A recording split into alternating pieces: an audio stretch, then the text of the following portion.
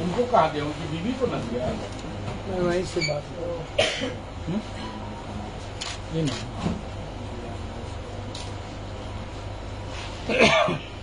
भाई को फोन कर।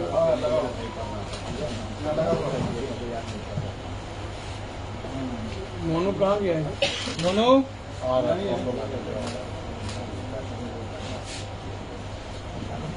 दो तीन बात है।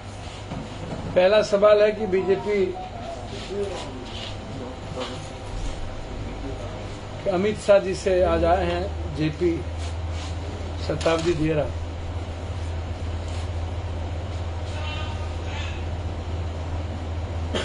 मैं यह जानना चाहूंगा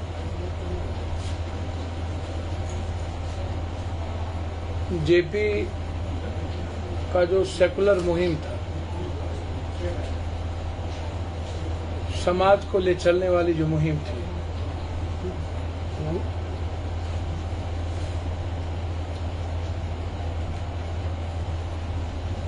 दलित मुसलमान कमजोर तबके को जो ले चलने वाली मुहिम थी, किस मुंह से वो शताब्दी दियरा वो गए? शताब्दी दियरा इसके पहले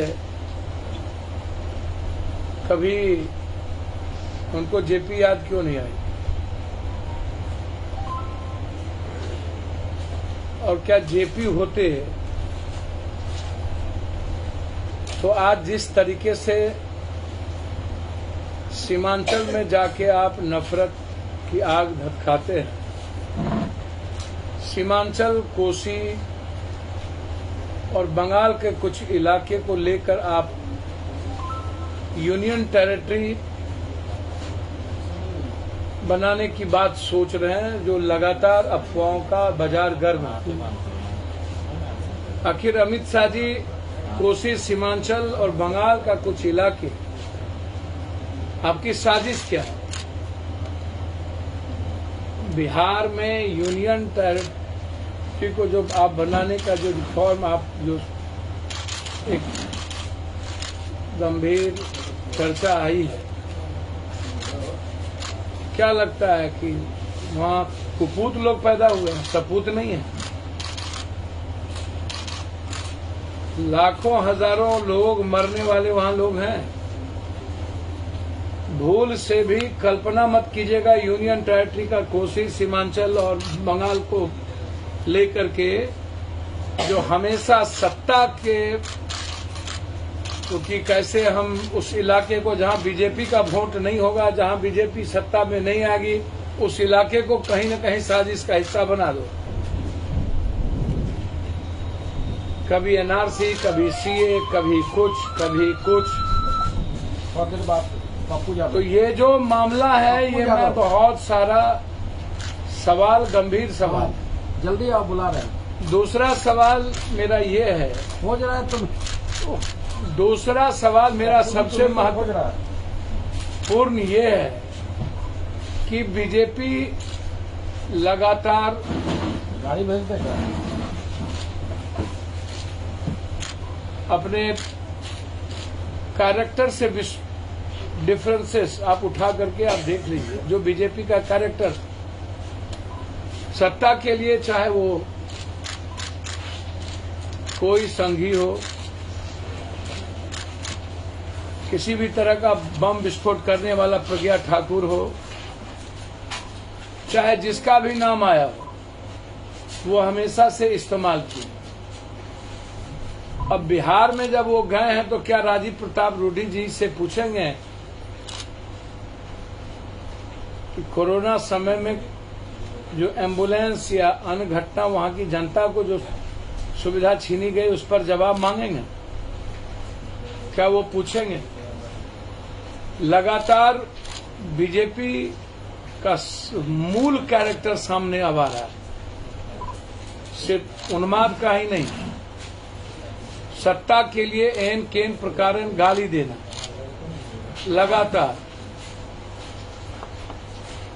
और क्रिमिनल को पालना, मोस्ट वांटेड को टिकट देना, बिना ज्वाइनिंग का घोषणा कर देना। अभी ज्वाइनिंग भी नहीं हुई, हम जानना चाहते हैं जब ज्वाइनिंग हुई नहीं और उसके पहले आपने, अब जंगल राज किस मुंह से आप कहोगे? आप जो जंगल राज, आप अभी एक लेडीज को, एक्स एमएलए को आपने ज्वाइन कराया सीतामढ़ी के, उसके हस्बैंड राजेश चौधरी, गुड्डी चौधरी, और राजेश चौधरी बिहार का सबसे नोटोरियस क्रिमिनल, 56 के बदले 56 जो आप टिकट देने जा रहे हैं, तो क्या आप बिहार में आपको टिकट देने के लिए कोई नहीं बचा? सत्ता पे आने के लिए आपको एक तरफ नफरत, डर का आधार था, तो एक तरफ 56 और 47 आपका आधार हो गया। बिहार की सत्ता में लौटने के लिए आपके पास कोई विजन नहीं है सिवाय नफरत के, डर के और 56-47 के, सीधा जातीय उन्माद के। कंप्लीट आप जातीय उन्माद बिहार में पैदा करना चाहते हैं। क्या जेपी का यही कैरेक्टर था?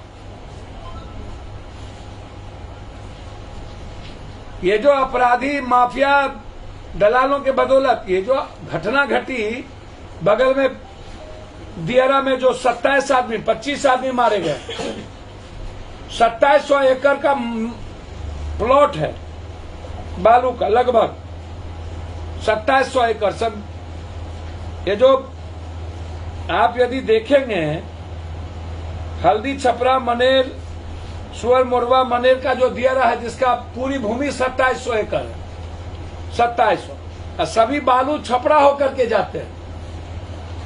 और इनकी सरकार थी और इन्हीं के मंत्री थे, रामजनक से लेकर के सुशील मोदी जी से हम जानना चाहेंगे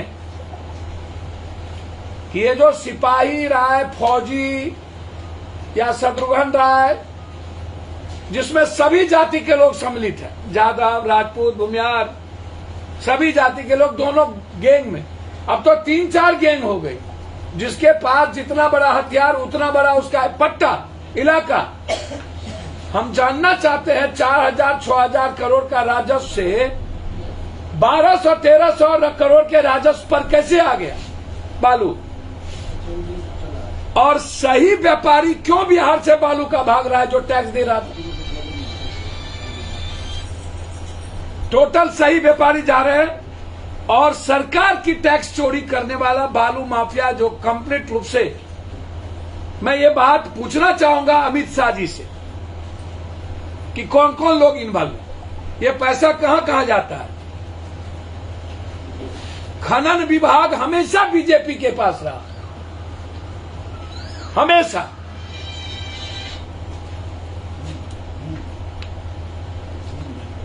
और छपरा के एसपी, डीएसपी कभी सस्पेंड क्यों नहीं हुए? हर दिन 1000 ट्रक छपरा हो करके उत्तर प्रदेश बालू जाता है। सिंडिकेट है प्रशासन का, कौन है इसके पीछे? और यह पैसा ऊपर से टॉप 10 से नीचे 10 घर में पहुंचता है। मक्का मदीना, कौन कौन लोग हैं इस मक्का मदीना के शेयरदार? डीजी यहीं,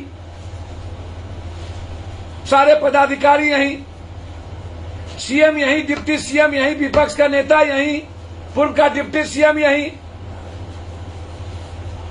याद करिए कब घटना घटी थी उस इलाके में, 27 साल पहले, रामपुर घोघरिया घाट, जिसमें 8 पुलिस वाले मरे थे, 8 पुलिस वाले। फिर उसके बाद दीरा में इतनी बड़ी खूनी संघार हुई, जिसमें 12-13 लोकल मरे और सब के सब यूपी, झारखंड, बाहर के लोग मरे। 12-13 लोकल, बाहर के लगभग लोगों को दफना दिया गया। हल्दी छपरा मनेर होकर के टोटल बालू का बाहर जाना।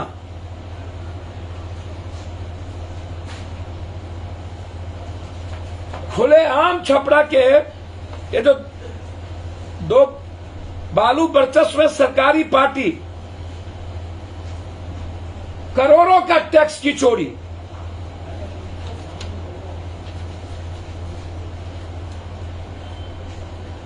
मैं सरकार से पिछले 6 से 7 साल की समीक्षा बैठक चाहता हूं कि राजस्व क्यों गिर रहा है। छपरा में आमस, गेरी, गंज कई घाटों पर बालू के नाव के द्वारा माध्यम से अनलोड होता है और प्रशासन के नेतृत्व में हजारों ट्रक बाहर जाते हैं। 26 चक्का, 20 चक्का, 14 चक्का रोहतास, भोजपुर, पटना, छपरा, औरंगाबाद इतने जिले से बालू का राजस्व आता था और सभी जगह से अच्छे व्यवसायी यहां से भाग गए। 84 फोकलेन अभी पकड़ाया था पुलिस का।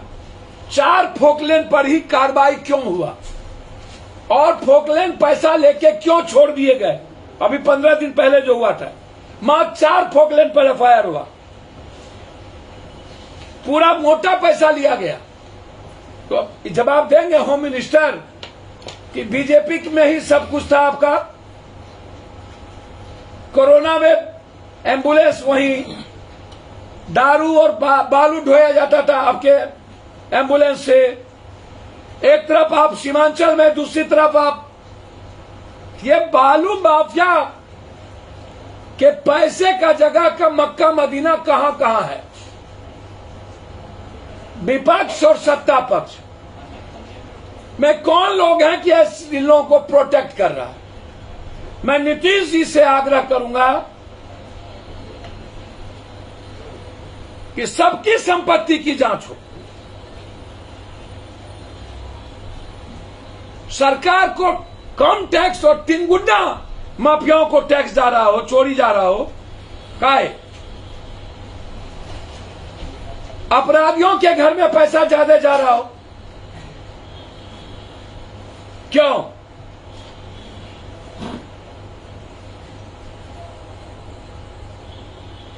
दूसरी तरफ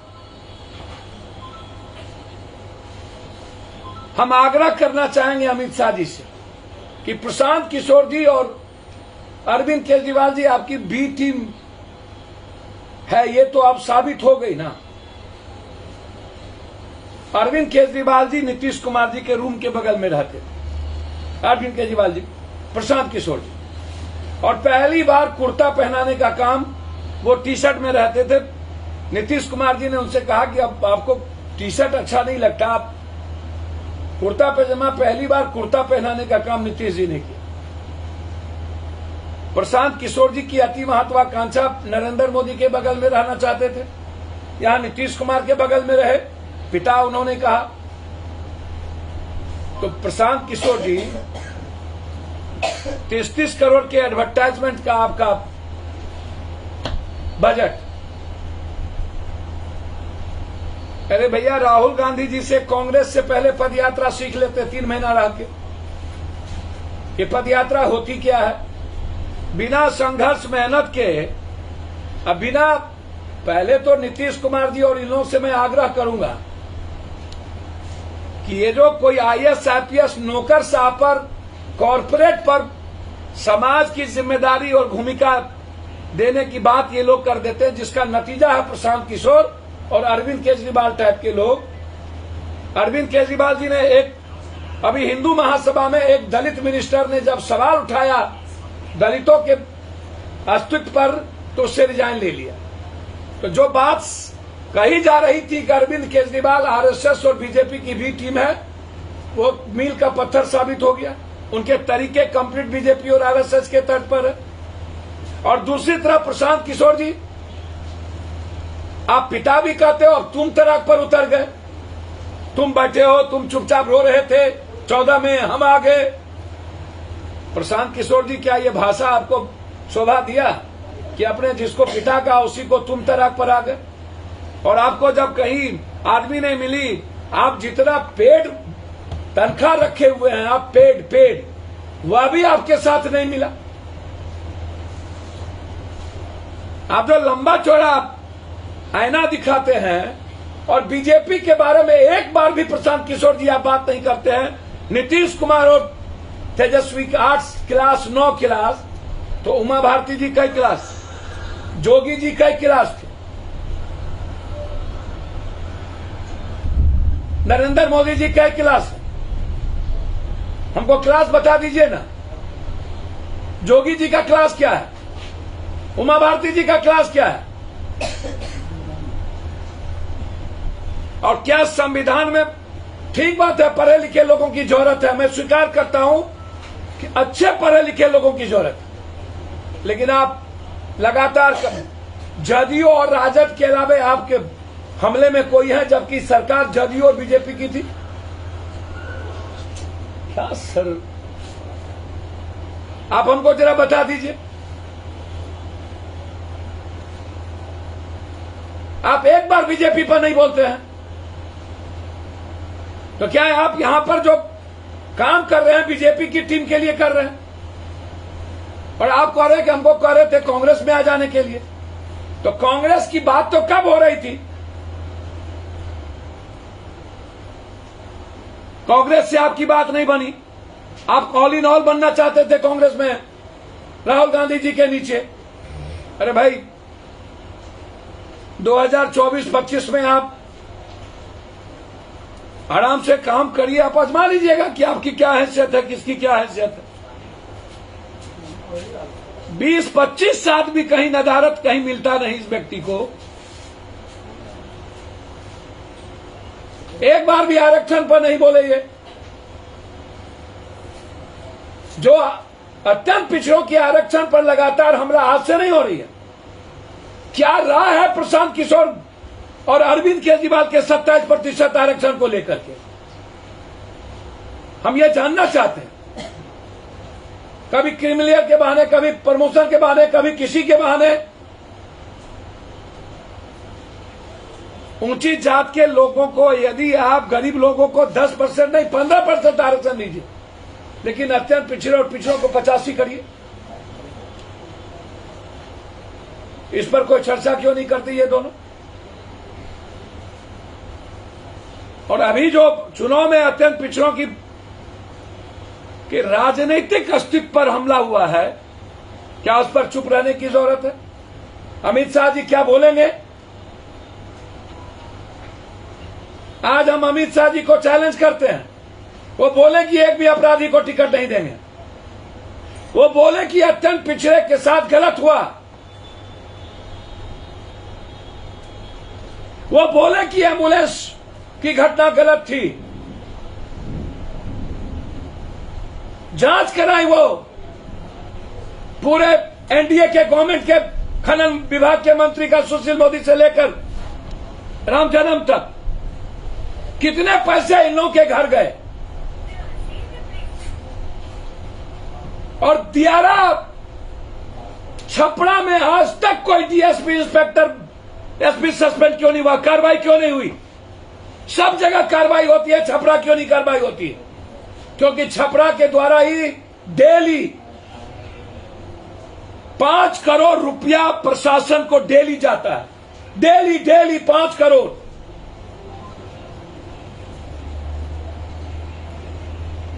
लगातार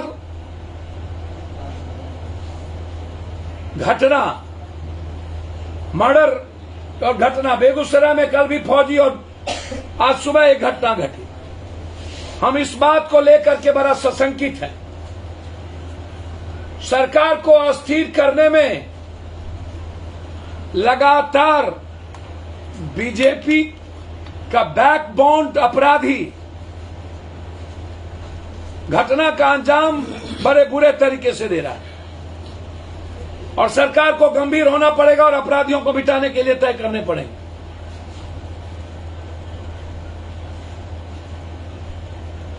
सरकार की टैक्स की चोरी ना हो, और 2700 एकड़ से लेकर के छपरा से लेकर के मनेर का ये दियारा और 5 जिला जो ये है, वहां पर पूरा का पूरा टास्क फोर्स और सीआरपी का प्रोटेक्शन में वहां पर इस माफियाओं को रोका जाए।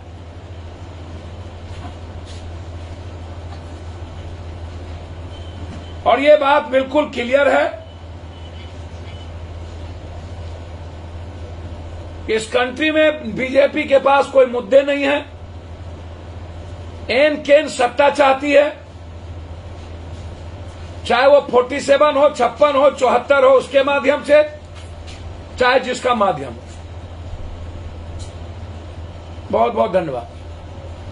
चुनाव हो रहा है, पप्पू यादव क्या चुनाव लड़ेंगे? नहीं, सवाल ही नहीं उठता, सवाल ही नहीं। समर्थन किनका करेंगे जी, समर्थन किसी का करेंगे? इसमें कौन बहस है? इसमें बहस कौन है? हम समर्थन करें या ना करें, उससे क्या, कौन सा फर्क पड़ना, कौन सा फर्क नहीं पड़ना।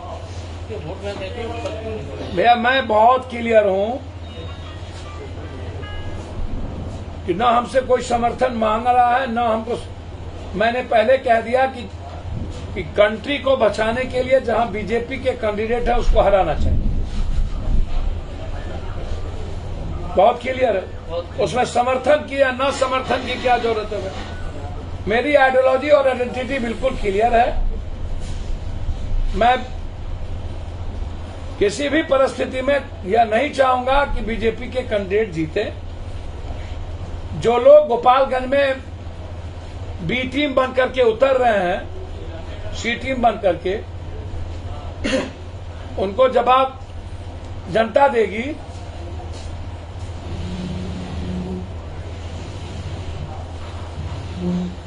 लेकिन बीजेपी का कैरेक्टर और चरित्र सब कुछ इस बार दिखे कि बीजेपी इस बिहार में अपनी नैया बालू, जमीन, 47, 56 और हिंदू मुसलमान के आधार पर अपनी नैया खिपाना चाहती है। इसके अलावा उनके पास कोई मुद्दा नहीं है और उनके सपोर्ट में डाटा से लेकर आम कलेक्शन के लिए प्रशांत किशोर जी की उनकी बी टीम बन के तैयारी है।